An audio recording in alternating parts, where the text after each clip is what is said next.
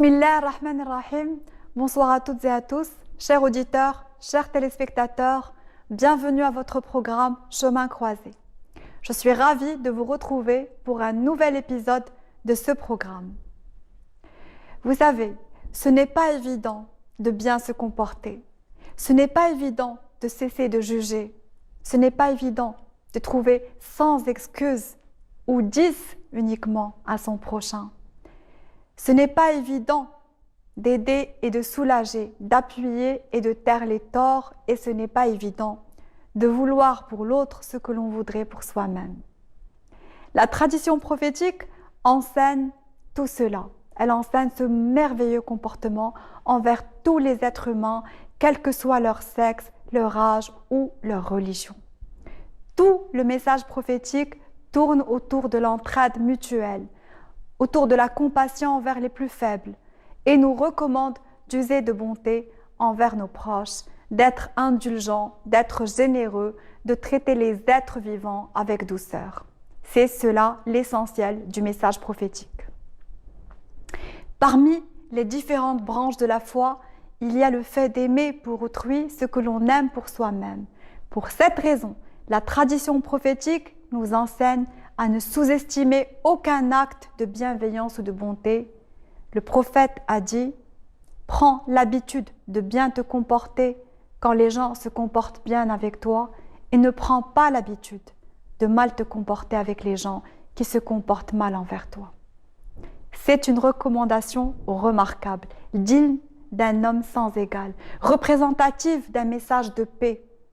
Le prophète Sidna Muhammad sallallahu alayhi wa sallam avertit les croyants contre le fait de mépriser un quelconque acte de bienveillance, une quelconque bonne action, même s'il s'agit d'aller vers l'autre le sourire aux lèvres. Tout croyant se doit d'être conscient de sa responsabilité envers ses proches, son entourage, les êtres vivants tout simplement. Conscient que Dieu et que devant Dieu, qu'au nom du message reçu, il faut être là pour eux. Imaginons ce monde où tous nous nous respectons et nous respectons les recommandations du prophète et où tous aidons, aimons, appuyons, pardonnons. C'est un monde proposé par Dieu, recommandé, voulu et promu. Les imams al-Bukhari et Muslim rapportent le hadith suivant du prophète Sidna Muhammad sallallahu alayhi wa sallam qui recommande: aide ton frère qu'il subisse ou commette un mal. Un homme répond alors au messager et lui dit: ô messager de Dieu, je peux l'aider quand il subit le mal, mais comment est-ce que je peux l'aider s'il en commet un? Le prophète lui répond: en l'en empêchant, ainsi tu peux l'aider. En fait, non pas en l'en empêchant par la force, mais par l'éducation, par la subtilité, par l'intelligence. L'imam al-Bukhari rapporte à ce sujet que Sidna Muhammad sallallahu alayhi wa sallam, interrogé à propos de la meilleure foi, enseigne qu'elle consiste à désirer pour son prochain ce que l'on désire pour soi-même. Nous nous rendons compte à travers ces différents dires du messager que l'essentiel du message tourne autour du comportement que tout croyant doit avoir avec l'autre.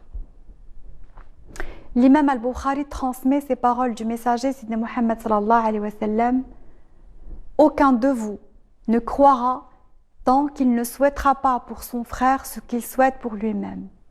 C'est fort comme message. On ne peut pas passer à côté d'un tel message sans s'émerveiller. Il dit: aucun de vous ne croira sans qu'il souhaite pour son frère ce qu'il souhaite pour lui-même. C'est fabuleux. C'est bien plus qu'une recommandation religieuse. C'est un mode de vie pour toucher le bonheur à chaque instant de vie. Vouloir le meilleur pour l'autre libère, élève. Et cela, vous savez, les neurosciences le savent et le disent aujourd'hui en 2024. Dieu nous dit dans le Coran, il y a plus de 14 siècles, à la sourate 4, verset 36, « Vous devez user de bonté envers vos parents, vos proches, les orphelins, les pauvres, le voisin proche, le compagnon à l'étranger. » Nous devons donc user de bonté et également de douceur parce que c'est le conseil du prophète. qui rappelait à tous que le Très-Haut traite avec douceur ceux qui savent traiter les gens avec douceur. Alors pour résumer tout ça, Al-Abi nous rapporte ces paroles magnifiques du prophète à travers lesquelles donc il va décrire ceux qui seront à ses côtés et il dira ce sont ceux qui sont nantis de la plus haute vertu, pourvus des ailes les plus basses pour abriter les autres, tous ceux qui se laissent approcher et qui rapprochent. Parce que finalement, celui qui n'a pas pu se protéger d'être quémandeur, comment ne pas le préserver justement de cette humiliation, celle de demander en ne le renvoyant pas les mains vides. Et pourtant aujourd'hui, c'est si compliqué. Mais comment ne pas secourir en protégeant, au moins en évitant de dévoiler l'état de telle ou telle personne, de son état de nécessité, si tel est son désir. Parce que le prophète nous a transmis cette éducation, l'aumône cachée est préférable à celle que le donneur divulgue. Comment ne pas aider, au moins en sachant dire des mots agréables? Cela est tout ce qui nous restera. Tous ces actes de bonté seront nos richesses le jour des comptes. À ce propos, Aïcha rapporte qu'avec le prophète Sidna Muhammad sallallahu alayhi wa sallam, ils avaient sacrifié un mouton et ils avaient tout donné en juste aumône, sauf une épaule. Le prophète Sidna Muhammad sallallahu alayhi wa sallam lui dit « Tu sais Aïcha, tout est resté sauf l'épaule. » Assurément, tout ce que nous croyons donner, ce que nous offrons et ce qui reste réellement. Donc en fait, ils ont tout donné en juste aumône sauf l'épaule et le prophète lui dit tout est resté sauf l'épaule qui finalement ils avaient gardé. Cela équivaut à ce que nous avons gagné en bien devant Dieu. Mais vous savez, nous sommes parfois incapables de nous rendre compte de cette vérité, incapables d'imaginer la récompense de Dieu, parce que la récompense de Dieu est au-dessus de ce que l'on peut concevoir. Dieu est certes l'équitable. Il attribue à chacun ce qui lui est dû.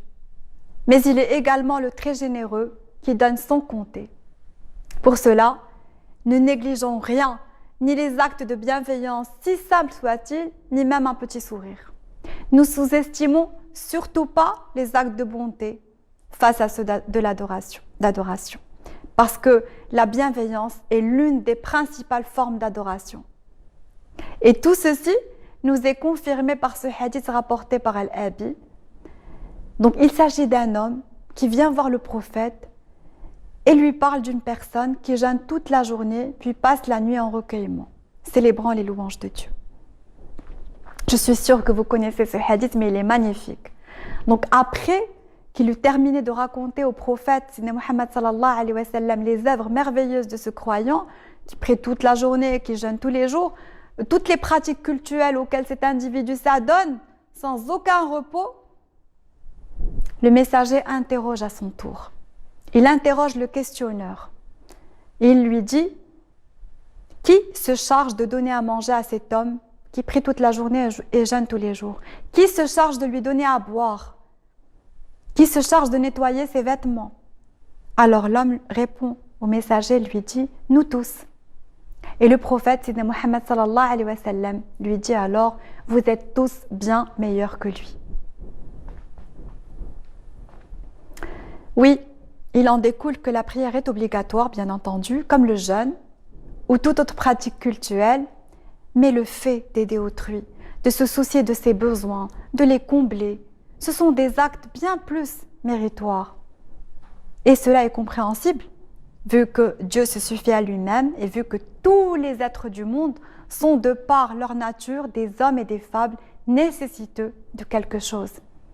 Savoir partager, être agréable, venir en aide, par un moyen licite bien entendu, n'est pas simple pour tout le monde, mais c'est une réalité. Mais s'efforcer dans ce sens, lutter pour avoir un meilleur comportement, est un acte digne d'un croyant. Un croyant qui a compris l'essence du message divin, qui a compris le but du message divin et sa finalité.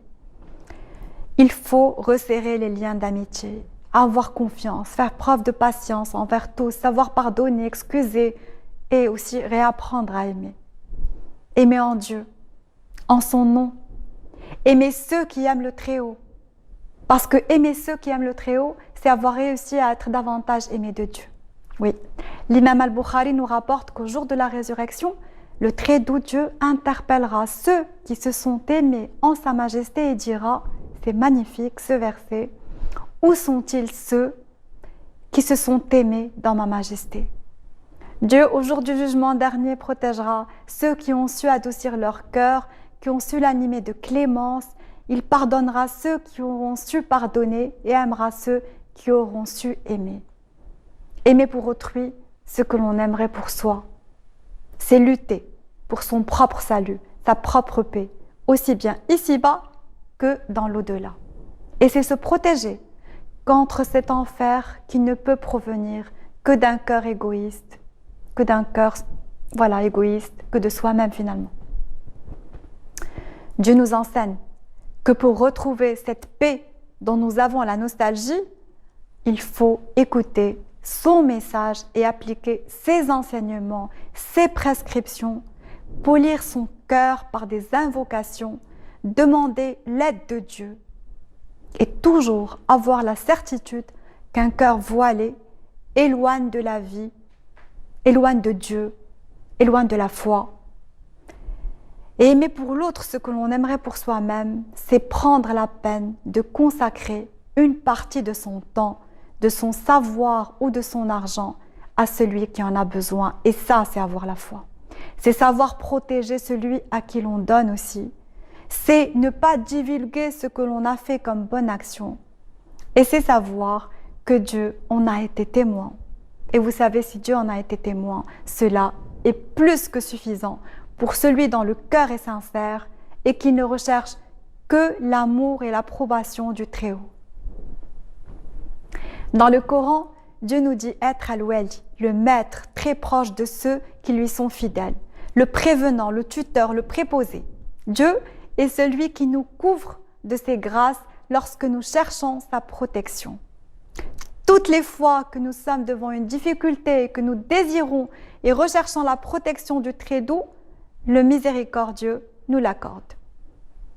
Il est nécessaire de se remémorer l'invocation faite par Youssef pour Dieu, le protecteur. Il lui dit, et je finirai par ça, il lui dit, Seigneur, tu m'as donné une parcelle de royauté, tu m'as enseigné une interprétation des occurrences, créateur des cieux et de la terre à partir de rien, mon protecteur, sois-tu ici-bas et dans la vie dernière, récupère-moi en état de soumission et fais-moi rejoindre les justes.